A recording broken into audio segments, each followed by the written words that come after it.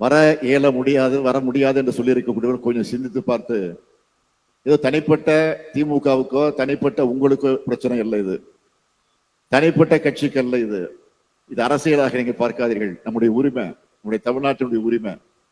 இன்றைக்கு 39 எம்பிக்கள் இருந்து கொண்டிருக்கிறார் என்று சொன்னால், அவர்களை வைத்துக் கொண்டே போராடி கொண்டிருக்கிறோம் என்று சொன்னால், அதையும் மீறி இன்றைக்கு இன்னும் சில நாடாளுமன்ற உறுப்பினர் இருந்தால்தான் நாம் எண்ணக்கூடிய எண்ணங்கள் எல்லாம் நிச்சயமாக நிறைவேற்றப்பட முடியும்.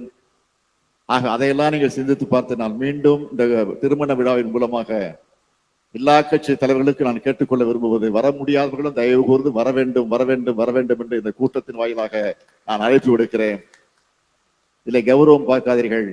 இவன் என்ன அழைப்பது, நாம் என்ன போவது என்று நினைக்க வேண்டாம். இது தமிழ்நாட்டுடைய பிரச்சனை.